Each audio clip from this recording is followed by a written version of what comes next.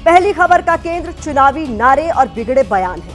महाराष्ट्र और झारखंड समेत उपचुनाव के लिए प्रचार का शोर आज थम गया, लेकिन महाराष्ट्र और झारखंड विधानसभा चुनाव में नारों और बयानों से नई नई परिभाषाएं गढ़ी गई हैं। नारों के नए नए व्याकरण तैयार हुए हैं। पार्टियों के नारों और नेताओं की बयानबाजी ने भाषा की मर्यादा तोड़ने का अभूतपूर्व स्तर छुआ है। आज सबसे पहले हम चुनावी नारों और बयानों की एक डिक्शनरी आपके सामने खोलने जा रहे हैं। इसे आप नारों बयानों का लिटमस टेस्ट भी कह सकते हैं। ये डिक्शनरी हमने महाराष्ट्र और झारखंड के चुनाव अभियान का पूरा शोध करने के बाद अपने दर्शकों के लिए तैयार की है। इस डिक्शनरी में शामिल नारों और बयानों की बात करें तो सबसे पहले नंबर पर है बटेंगे तो कटेंगे। ये नारा हरियाणा विधानसभा चुनाव में भी काफी लोकप्रिय रहा और महाराष्ट्र और झारखंड में भी इस नारे की चमक फीकी नहीं पड़ी। इसके अलावा पीएम मोदी का एक है तो सेफ है, जिसकी काट में कांग्रेस ने कौन सेफ है, किसका सेफ है का नैरेटिव दिया। उद्धव ठाकरे ने शब्दावली को कटेंगे बटेंगे से फटेंगे तक पहुंचा दिया। इन नारों के अलावा कई विवादित बयान जैसे छोटा पोपट, डाकू, जोकर, वोट जिहाद, धर्म युद्ध, जहरीला सांप जैसे शब्दों ने भी चुनावी बयानों में अपनी जगह बनाई। इन शब्दों को सुनने के बाद आपको नेताओं की भाषा की मर्यादा का स्तर तो पता चल ही गया होगा, लेकिन इन नारों और बयानों को लेकर कुछ सवाल भी उठते हैं जिनका जवाब मिलना जरूरी है। आगे उन सवालों के साथ हम इसे विस्तार देंगे, लेकिन पहले 120 सेकंड में महाराष्ट्र और झारखंड के चुनावी अभियान के विवादित बयानों वाली हाइलाइट्स देखिए। एक रहेंगे तो सेफ रहेंगे। एक है तो सेफ है। एक कौन है? एक नरेंद्र मोदी जी हैं, अदानी जी हैं, अमित शाह जी हैं। सेफ है तो कौन सेफ है? अदानी जी सेफ हैं। राहुल गांधी जी ने यहाँ पर बड़ी तिजोरी लाई थी। महाराष्ट्र के तिजोरी पे एक प्रकार का डाका डालने के लिए आए। पोस्टर है छोटा पोपट कर दी अपनी पार्टी चौपट, और ये छोटा पोपट नामांकन बाला साहेब ठाकरे द्वारा किया गया है।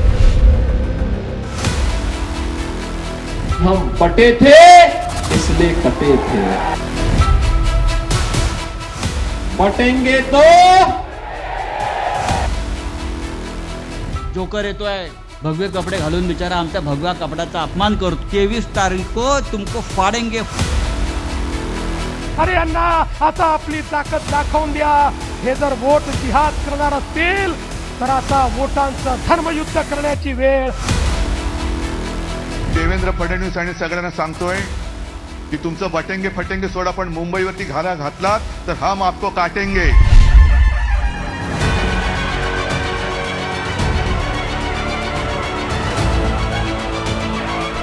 सबसे खतरनाक अगर कोई चीज इस देश में पॉलिटिकली है तो वो बीजेपी और आरएसएस। ये तो जहर के जैसा है।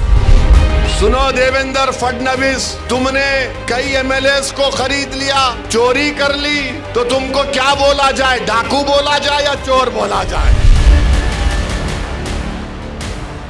चुने हुए सी बिना करेगा औरंगजेब की पहचान पर। अब तो तिरंगा लहराएंगे पूरे पाकिस्तान पर।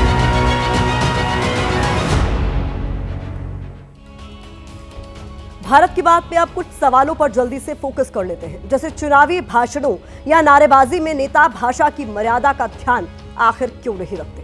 क्या जानबूझकर चुनावी चर्चा का हिस्सा बनने के लिए भाषा की मर्यादा को भुला दिया जाता है?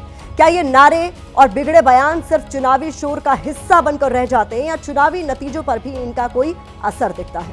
क्या चुनावी नारे वोट की लड़ाई में मुद्दा या एजेंडा सेट करने की ताकत रखते हैं? पॉलिटिकल एक्सपर्ट्स की राय इन नारों और विवादित बयानों को लेकर क्या है, पहले वो आप सुनिए। इसके बाद आपके सामने उन नारों और बिगड़े बयानों की फाइल खोलेंगे जिनको लेकर चुनावी पंडितों का मानना है कि इन्होंने वोट की लड़ाई को कहीं ना कहीं प्रभावित जरूर किया है। चुनाव के समय में रैलियों में दूसरी पार्टी के कमियों के बारे में जिक्र करते हैं और उस खासकर व्यंग के तौर पर, तो लोगों की तालियां बजती हैं और लोग उसे पसंद करते हैं। और कई बार लोगों की तालियां और उनकी जो पसंद है पार्टी के लिए कुछ न कुछ वोट भी मोबिलाइज करते हैं। मुझे लग रहा है यही वजह है कि आज हम चुनावी अगर रणनीति में देखें, चुनावी रैलियों में देखें, नारों में देखें, तो बिगड़ते हुए बोल, बिगड़ते हुए स्वर हमें दिखाई पड़ते हैं। पॉलिटिकल एक्सपर्ट अपनी विशेष जानकारी या स्टडी के आधार पर एक राय रखते हैं, लेकिन तथ्य क्या कहते हैं, यहाँ इसको डिकोड करने की जरूरत है। यहाँ हमने कुछ ऐसे नारों और बयानों का चयन किया है जिनको लेकर माना जाता है कि इन्होंने चुनाव नतीजों को कुछ हद तक प्रभावित किया। पहले बात नारों की कर लेते हैं।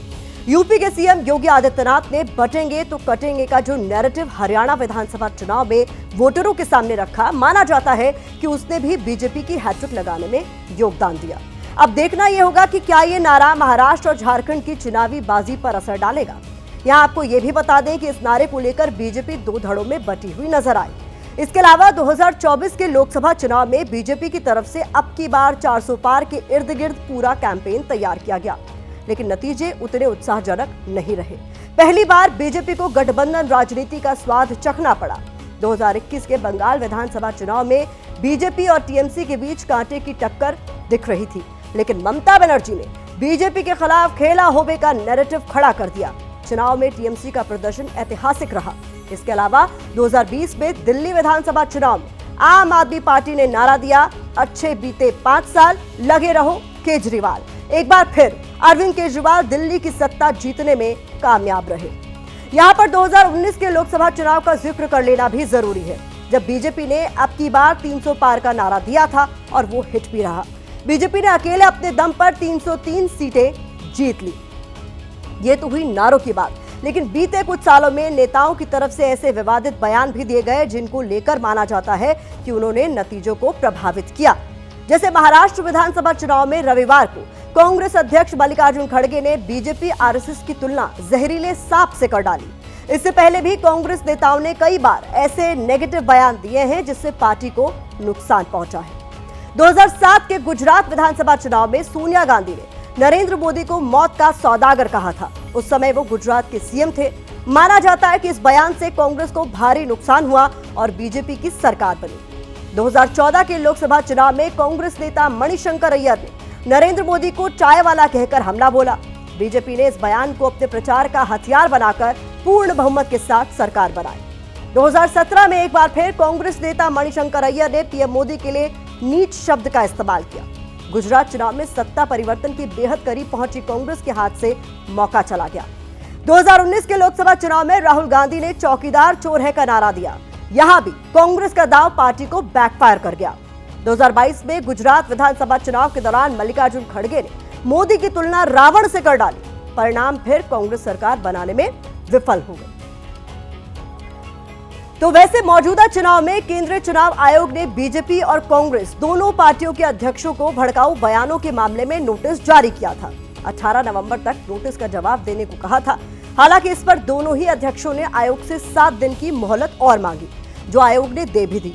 यहाँ चुनाव आयोग की सतर्कता सही है, लेकिन क्या आयोग ने आते आते देर नहीं कर दी? सवाल तो बनता है।